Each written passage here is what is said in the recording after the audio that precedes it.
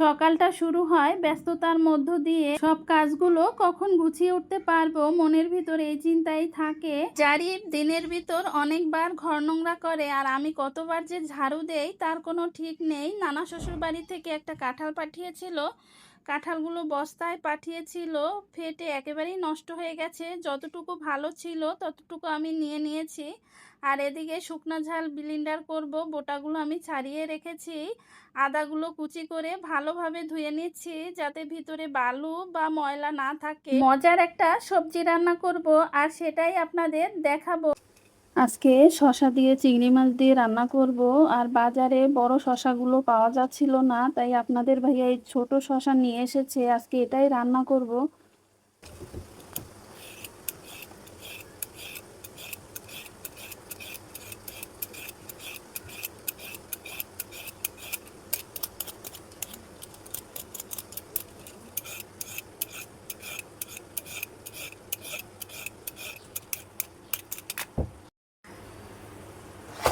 শসার ভিতরের বিচিগুলো যদি চামচ দিয়ে এভাবে ফেলে দেওয়া হয় তাহলে তাড়াতাড়ি হয়ে যায়।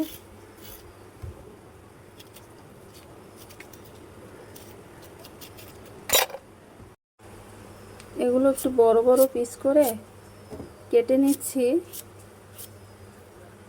ছোট শসা একেবারেই গলে যাবে।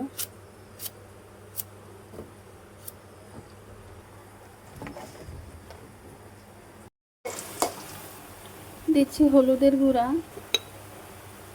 জিরার গুঁড়া, রসুন বাটা। আর কাঁচা ঝালটা আমার আগে দিতে মনে নাই, এই তরকারিতে গুঁড়া ঝাল বেশি দেওয়া যাবে না, কাঁচামরিচ দিয়ে রান্না করতে হবে। একটু পানি দিয়ে দিলাম। দিয়ে দিচ্ছি নারকেল বাটা।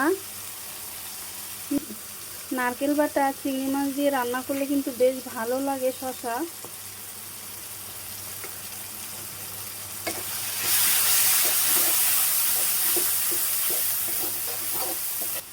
চিংড়ি মাছগুলো দিয়ে দিচ্ছি।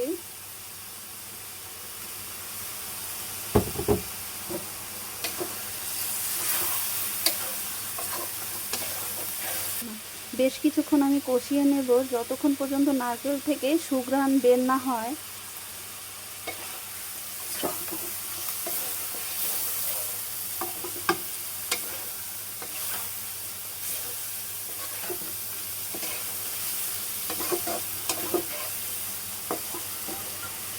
আর একটু পানি দিয়ে দিলাম।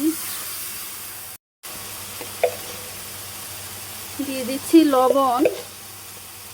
লবণটা দেওয়ার কথা মনে ছিল না, এখন দিয়ে দিলাম।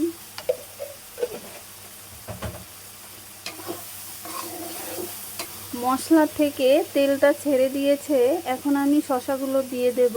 এখানে দুই ধরনের চিংড়ি মাছ দিয়েছি, একটা ভালো চিংড়ি ছিল আর একটা একটু নরম নরম, তাই চিংড়ি মাছগুলো এখান থেকে উঠিয়ে রাখছি।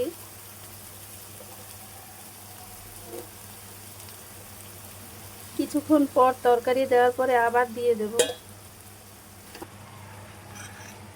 কেটে রাখা শসাগুলো দিয়ে দিচ্ছি।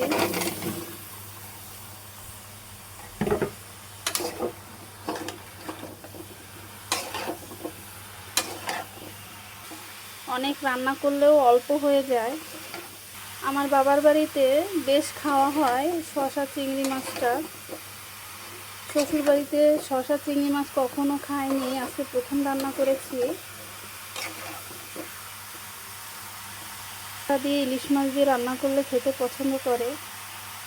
দিয়ে দিচ্ছি পরিমাণ মতো পানি।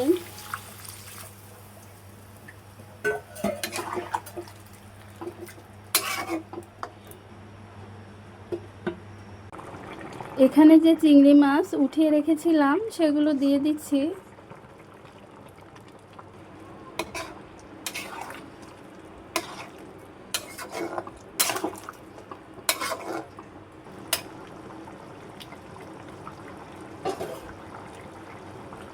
তরকারির কালারটা কত সুন্দর হয়েছে, কোনো শুকনা ঝাল ব্যবহার করিনি। শসা দিয়ে চিংড়ি মাছ রান্না কিন্তু হয়ে গেছে, তরকারিটা আমি নামিয়ে ফেলবো। আর এভাবে একটু ঝোলঝোল থাকলে ভালো লাগে। আমি টেস্ট করে দেখেছি, ভীষণ মজা হয়েছে।